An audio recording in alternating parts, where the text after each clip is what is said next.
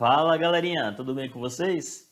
Pessoal, nessa aula de hoje nós vamos continuar aquela aula que nós estamos tendo sobre o sistema sensorial, sobre os órgãos relacionados aos nossos sentidos, de tato, olfato, paladar, visão e audição. Nessa aula de hoje nós vamos falar sobre dois sentidos, os dois que possuem como característica em comum os quimiorreceptores. Estou falando de olfato e estou falando de paladar. Quer saber mais sobre esses dois sentidos e as suas principais características? Então se liga nessa aula que estamos começando agora. Bora lá! Bom, vamos lá pessoal, vamos começar mais uma aula falando ainda sobre os sentidos. Nessa aula vamos falar sobre olfato e paladar. Bom, antes da gente iniciar sobre olfato e paladar, vamos situar somente onde está essa aula.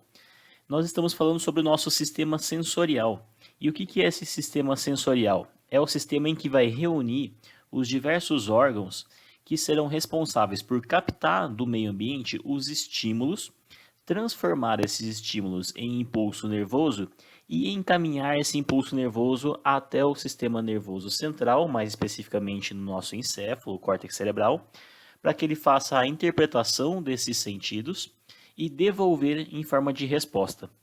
Esses sentidos, então, o sistema sensorial, eles estão reunidos em 5 sentidos, em tato, paladar, olfato, visão e audição. O tato nós já falamos na primeira aula, juntamente com os receptores, que a gente falou o que era receptor. Nessa aula de hoje nós vamos falar sobre paladar e olfato, e nas outras veremos o restante de visão e audição. Bom, esses órgãos do sentido, então, quando nós falamos em sentidos, nós associamos, lógico, cada um desses sentidos a um órgão específico ou uma região do nosso corpo. E nessa aula de hoje, quando falamos em olfato e paladar, automaticamente olfato relacionamos eles ao nosso nariz e o paladar, então, à nossa boca, mais especificamente sobre a nossa língua. E quando falamos sobre receptores, tá? O que seriam esses receptores? Lembrem-se que receptores nada mais são do que células nervosas, portanto são neurônios, que são capazes de captar do meio ambiente os estímulos e transformar esses estímulos em sinapses, em impulsos nervosos, para que ele transmita esse impulso nervoso então até o encéfalo e ele seja processado, devolvendo então uma resposta. Aqui para nossa aula de hoje, nós vamos falar sobre quimiorreceptores. Então são os receptores que vão detectar a presença de substâncias químicas. Portanto, esses quimiorreceptores são células especializadas do nosso olfato e do nosso paladar, em perceber essas substâncias e determinar, traduzir isso para nós em gosto e cheiro, certo? Bom, vamos lá então para a nossa aula de hoje falando sobre olfato e o paladar. Esses dois sentidos, eles utilizam então como receptores os quimiorreceptores, tá? E esses quimiorreceptores serão os responsáveis então por captar as substâncias químicas disponíveis no meio ambiente e transformar ele em impulso nervoso. E esse impulso nervoso então vai ser transmitido ao encéfalo para ser processado. Uma grande diferença que é necessário que vocês saibam sobre olfato e paladar são em relação a como que essas substâncias químicas são apresentadas aos seus receptores. No olfato, essas substâncias químicas elas devem estar na forma de gases, ou seja, nós dizemos que são partículas voláteis. Então, para se detectar o cheiro de alguma coisa, nada mais é do que os gases que são emanados, que saem daquela substância. Já o paladar, elas são partículas que elas são solubilizadas, ou seja, elas estão dissolvidas. Então, para nós sentirmos o gosto de alguma substância, é necessário colocar na boca e ela solta, essas partículas que são dissolvidas na saliva e assim são percebidas, pelos receptores químicos. Então, quando se falar em olfato e paladar, a diferença, olfato, eles percebem substâncias químicas voláteis e o paladar percebe substâncias químicas dissolvidas. E esses dois sentidos, eles atuam em conjunto. Nós acabamos explicando para vocês de forma separada olfato e depois paladar, por uma questão didática, para ficar mais fácil, né, para que vocês entendam. Mas no nosso corpo, os dois eles atuam em conjunto, simultaneamente. E essa atuação em conjunto faz então com que nós percebamos o cheiro e o sabor em uma relação simbiótica entre os dois. É possível vocês perceberem isso quando, por exemplo, né, vocês têm uma comida, né, agradável à sua frente ou então uma comida desagradável à sua frente.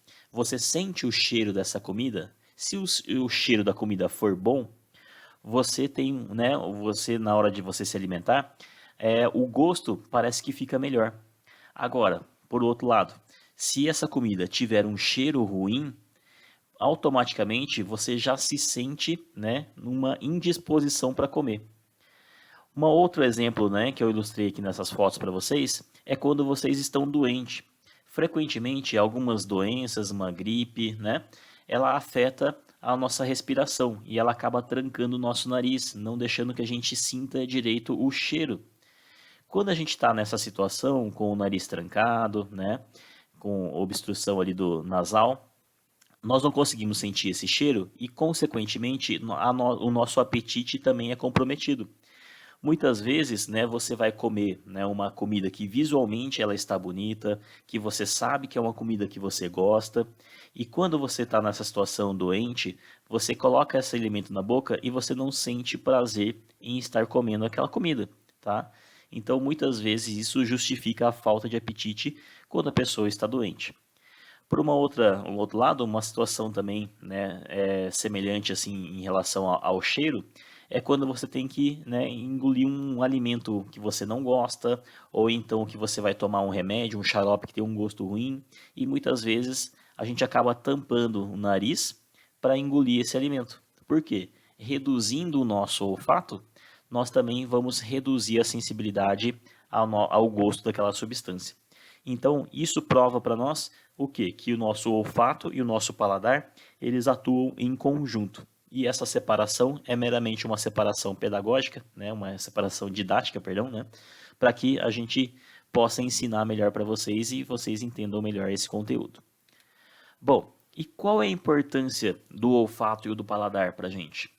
Basicamente, né, o olfato e o paladar, eles são importantes na hora de distinguir alimento ou substâncias que nós podemos ingerir ou não. Ou seja, substâncias que podem ser nocivas para o nosso consumo ou então próprias para o nosso consumo.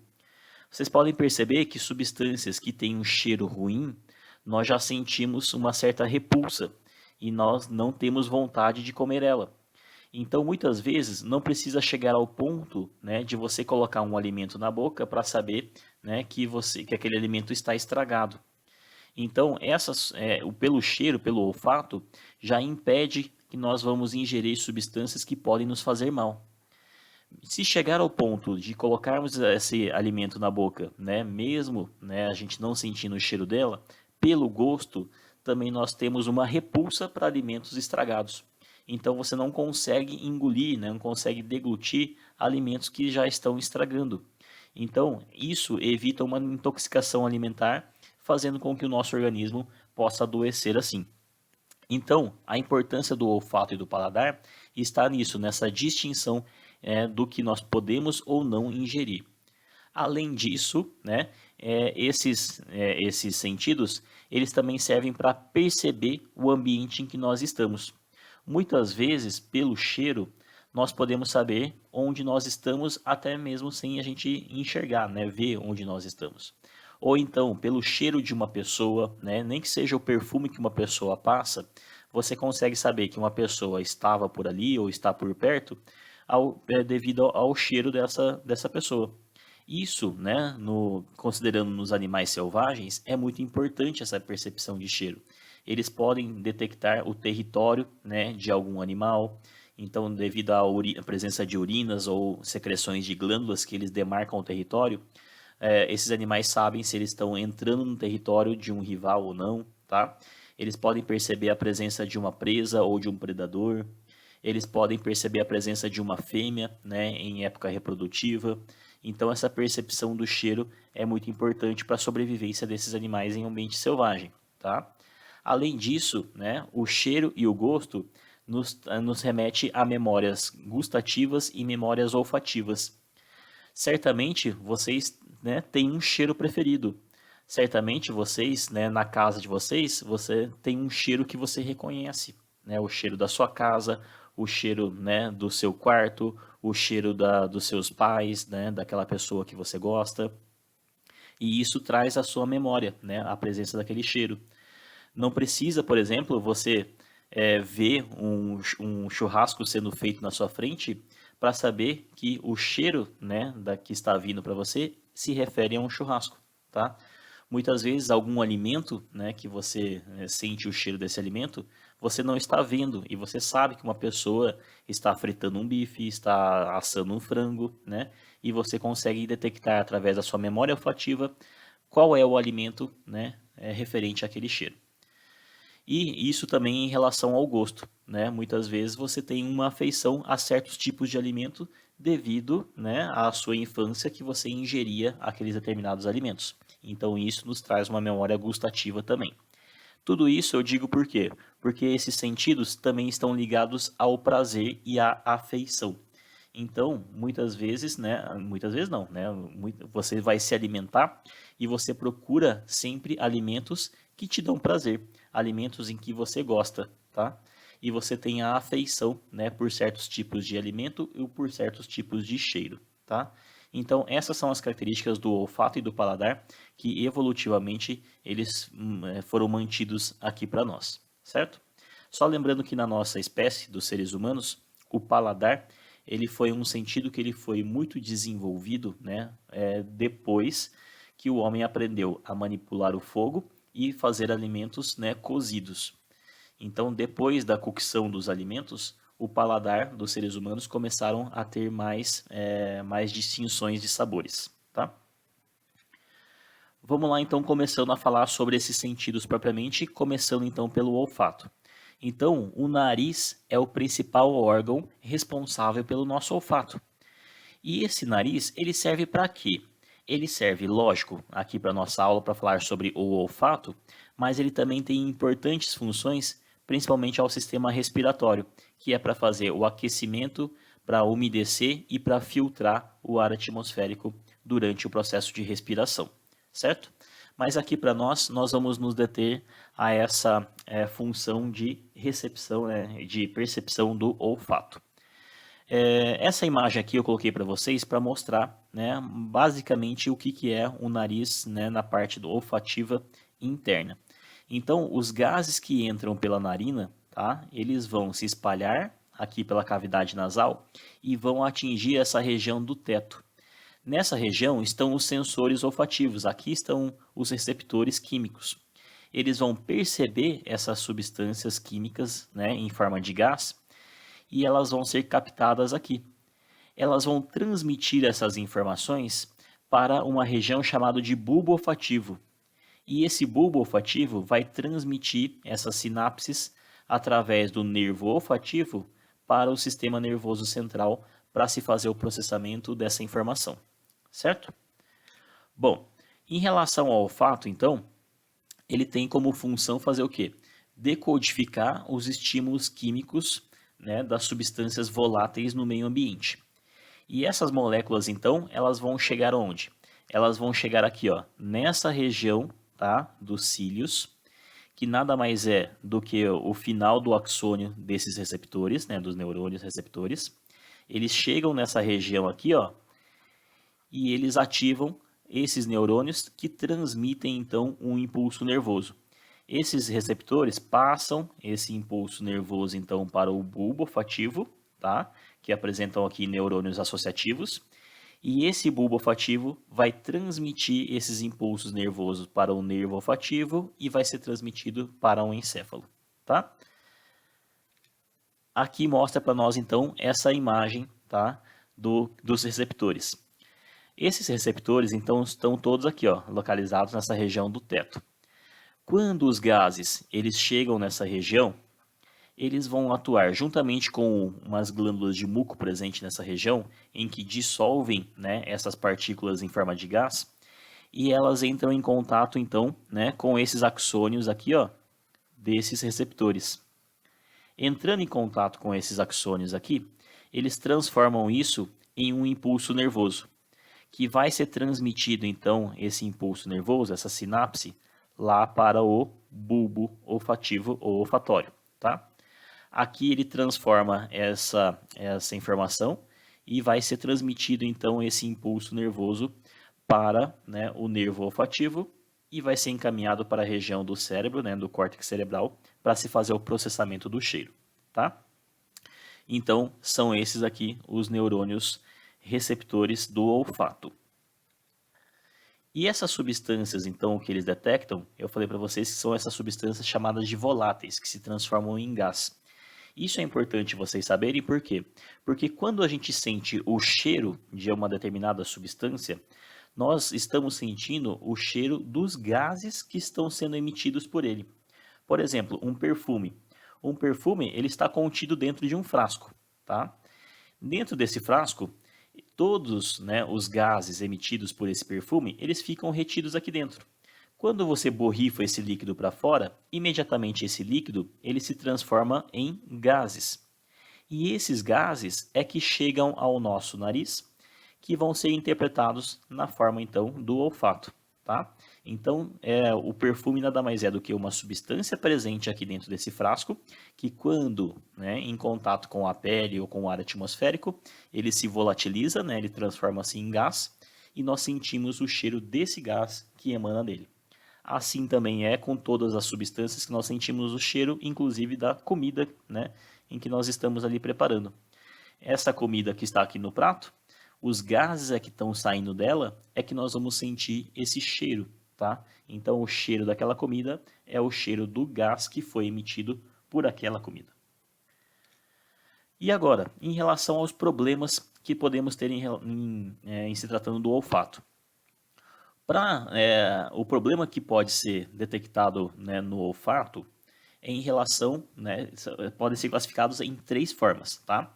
Ela pode ser classificada como uma deficiência condutiva, ou seja, quando os gases, né, que são emanados de uma substância, eles são bloqueados, eles não conseguem chegar no epitélio olfativo. Então, quando não tem o contato desses gases com o epitélio olfativo, com os receptores, então nós temos uma deficiência condutiva. Elas podem ser causadas pelo quê? Elas podem ser causadas por diferentes formas, mas eu coloquei aqui 2 causas, né, mais comuns para vocês, como por exemplo, um desvio de septo, tá? Então algumas pessoas têm uma má formação no nariz em que o septo do nariz ele sofre um desvio e impede que esses gases então cheguem até o nariz para se fazer a percepção do olfato, ou então uma inflamação causada por uma rinite alérgica, tá? E isso também causa uma diminuição do olfato pela deficiência condutiva. Tem um outro problema também, que é em relação aos sensório-neurais, tá? Esses problemas sensório-neurais são em relação a um problema, né, ou alguma lesão no epitélio olfativo, ou então no nervo olfativo, tá? E essas lesões, elas podem ser causadas por diferentes formas, e eu coloquei aqui para vocês alguns exemplos, como o uso de drogas, que principalmente essas drogas como a cocaína, que são inaladas, né? Traumas, né, lesões, batidas, que podem danificar então o nervo olfativo. Então essas são as causas comuns de danificar, né, partes do nosso, né, sistema olfativo aí, que vai então impedir a detecção do olfato. E os problemas centrais que podem ser realizados, né, pela união de vários outros problemas, tá?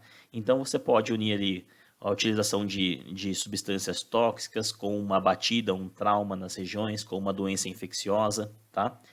E isso ela pode causar então esses problemas centrais, né, que podem impedir uma pessoa ou diminuir a capacidade dessa pessoa de ter o olfato, certo? Então, esses problemas são os problemas mais comuns em relação à percepção de cheiros. E agora em relação ao paladar? Quando a gente fala em paladar, nós automaticamente nos referimos à língua como o órgão principal responsável pela detecção então do gosto das substâncias, tá? E a língua, ela tem função então para o paladar, que nós vamos discutir nessa aula, mas ela também possui importantes funções para o sistema digestório, para movimentar o alimento na boca durante a mastigação e para a deglutição, para engolir esse alimento. E ele possui também importante função durante a sua da fonação, que é para a voz, tá? Então, quando nós estamos falando, você pode perceber que a nossa língua ela fica em constante movimento dentro da nossa boca. Cada tipo de som emitido, né, a língua ela adota uma posição ou até mesmo, né, ela se dobra de maneira diferente para emitir essas diferenças no timbre e na formação das palavras, tá? Mas o que importa para a gente nessa aula é a língua como órgão responsável pelo paladar. Notem aqui nessa língua é possível observar diferentes texturas ali na língua. E muitas dessas texturas localizadas na parte, né, da língua, na parte superior da língua, são as chamadas de papilas. Essas papilas é que vão estar, né, nelas estarão os receptores que vão detectar então, né, os sentidos. Quais sentidos estão presentes ali na língua? Nós temos receptores, lógico, né, para o paladar, que são os receptores químicos, tá? Mas também nós teremos receptores para o tato, né, receptores mecânicos, porque nós conseguimos detectar texturas com a língua, né? E é possível também ter receptores de temperatura e receptores de dor, tá? Mas aqui para nossa aula, como estamos falando de paladar, nós vamos falar de receptores químicos. Então, nessas papilas, existem diferentes tipos de papilas. Aqui ó, estão mostrando para a gente as circunvaladas, as papilas fungiformes, as papilas foliadas, tá? Esses três tipos de papilas são papilas relacionadas, tá, ao paladar. Então, nelas estão os quimiorreceptores responsáveis por detectar esse estímulo químico e transformar ele em um impulso nervoso, tá? Existem algumas papilas que não apresentam papilas receptores químicos, mas sim receptores táteis, tá? Mas nós não vamos comentar sobre elas aqui. Bom, nessas papilas estão presentes então as células, né, os receptores responsáveis por detectar a presença dessas substâncias químicas e transformar ela num sinal, né, numa sinapse. Esses receptores são chamados de botões gustativos. E dentro de cada papila existem vários botões gustativos, tá? Não é cada papila é um botão gustativo. E sim, em cada papila apresentam vários botões gustativos, certo? E esses botões gustativos são responsáveis por detectar os diferentes sabores que nós vamos sentir, né, ao longo de uma alimentação, por exemplo, aí. Então, esses botões gustativos, vou circular aqui para vocês, ó. Eles estão presentes na região superficial ali, né, das papilas, e o conjunto, né, desses botões gustativos formam então uma papila. Nesse caso aqui é uma papila circunvalada, tá? Então, elas são os responsáveis por detectar substâncias químicas dissolvidas na saliva, por isso é importante ocorrer a salivação, e elas transmitem isso através, né, de um impulso nervoso para o sistema nervoso central. Bom, em relação ao paladar, tá? O sentido do paladar é quando, né, nós temos a percepção dessas substâncias químicas que estão solubilizadas na nossa boca. E essas moléculas, então, elas têm que entrar em contato com a saliva, tá? Que se dissolvem, então, nessa saliva. E aí elas entram em contato com os receptores, que vão captar essas informações e transmitir em forma de impulso nervoso, tá? E como que ocorre a transmissão desse impulso nervoso? Tá? Então, assim, ó, nós estamos aqui na mastigação. Então, o alimento ele entra na nossa boca, nós realizamos a mastigação e nessa mastigação ela ocorre a diluição das partículas solúveis na saliva. E essas partículas solúveis elas entram em contato com a língua, consequentemente com os botões gustativos, que transformam isso num sinal, né, num impulso nervoso, e ele vai transmitir através do nervo, né, passando pela região do bulbo, do tálamo, até chegar na região do córtex cerebral, responsável pelo paladar. Essa região do córtex cerebral é a mesma região em que vem a informação do olfato. Por isso que olfato e paladar, eles estão intimamente relacionados. A região do córtex cerebral destinada a esses dois sentidos, ela é muito próxima uma da outra, tá? E acaba que esses dois sentidos, eles atuam então em conjunto para se detectar o gosto de um alimento, tá? Vocês podem fazer essa experiência na casa de vocês, em ingerir um alimento com o nariz tampado e com o nariz destampado, sentindo o cheiro, o odor dessas substâncias. Você pode perceber que quando você tampa o nariz, o gosto dessa substância ela é muito mais suave quando você consegue sentir o cheiro, tá? Então essa informação ela viaja, né, através, né, do nervo gustativo, passando pela região do bulbo, tálamo, até chegar no córtex cerebral para se fazer esse processamento. E quando a gente fala em sabores, né, a gente fala em paladar, automaticamente nos remetem aos diferentes sabores que nós sentimos, né, ao gosto das comidas que nós ingerimos. Só que, né, se a gente falar quantos gostos diferentes de comida, né, nós temos por aí, são inúmeros, a gente não consegue nem contar, né, a quantidade de gosto diferente de cada comida. Muitas pessoas, principalmente os chefes de cozinha, quem trabalha com culinária, conseguem identificar, né, os ingredientes de uma refeição ali, né, de uma receita, somente comendo ele consegue saber todos os ingredientes que estão ali, né? Então ela consegue detectar até mesmo a mistura de sabores diferentes. Só que, basicamente, né, o nosso paladar ele consiste em 5 sabores. Exato. São 5 limiares de paladar que nós chamamos. Então nós temos um limiar para doce, nós temos um limiar para o azedo, para o salgado, para o amargo e para um quinto sabor chamado de umami, tá? Esse quinto sabor umami, ele foi o mais recente, né, desses sabores que foi descrito. Apesar de eu falar que foi recente, né, ele já foi descoberto lá no início, né, de 1900. E só que ele foi acrescentado na lista, né, dos limiares na década de 80, tá? Esses 5 sabores, então, ó, o sabor doce, basicamente ele vai reconhecer os açúcares, tá? A glicose, frutose e sacarose, tá? Então, esses são os sabores doces. O sabor azedo, ele vai reconhecer os sabores ácidos, né? Os sabores que estão, então, com os íons H+, tá? Então, são íons ácidos, né, que causam a acidez das substâncias. Então, ela que vai ser responsável por isso. Já o salgado, ele vai reconhecer os íons, principalmente os íons sódio, tá?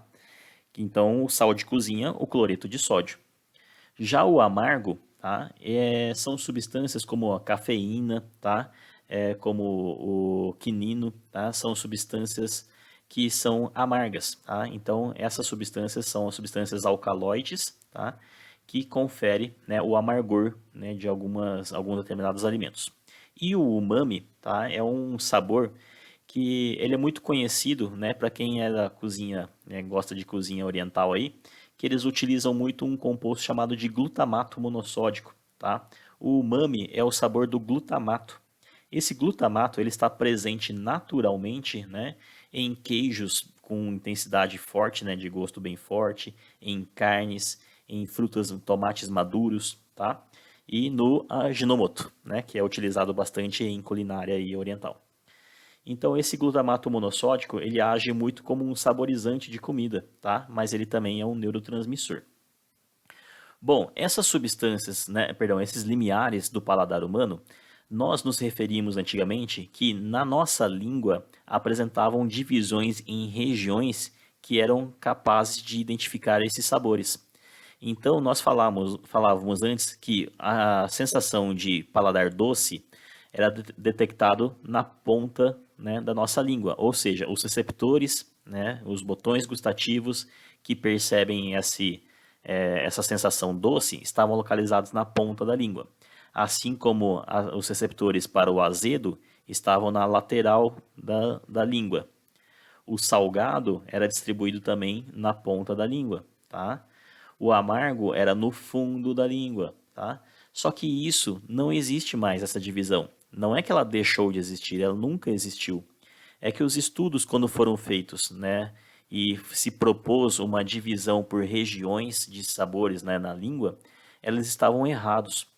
O que a gente sabe hoje em dia é que todos esses receptores, né, esses diferentes receptores para os limiares de sabor, eles estão presentes na nossa língua e são distribuídos de maneira praticamente uniforme ou, né, de maneira sem haver uma distribuição de padrão na superfície da língua, tá? Existe, claro, né, uma sensibilidade maior na região anterior da língua do que na região posterior, né? Então, o gosto das substâncias são mais perceptíveis na região da frente, da ponta da língua, do que na região, né, de trás. Mas isso não quer dizer que há uma distribuição conforme os diferentes sabores, tá? Então, se você aprendeu essa divisão da língua, que cada parte corresponde a um sabor, esquece, ela está errada, tá? Hoje o que nós sabemos é que os receptores estão distribuídos de maneira espalhada por toda a superfície da língua. E aqui então para o paladar, o importante é que essas substâncias sejam dissolvidas, tá? Então, importante, por isso é a nossa saliva, tá? A nossa insalivação. Você pode perceber que quando você sente um cheiro de uma comida agradável ou vê uma comida agradável, automaticamente na nossa boca começa a salivar. Essa saliva ela é um preparativo para que a gente consiga sentir o gosto daquela comida que a gente, né, se sentiu atraída por ela, tá? Então, as substâncias para o paladar devem estar dissolvidas para que a gente consiga perceber então esse sentido. E os problemas relacionados ao paladar?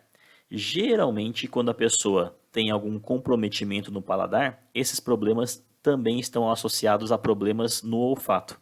Então, quando essa pessoa está com o olfato comprometido, ela também automaticamente está com o paladar comprometido.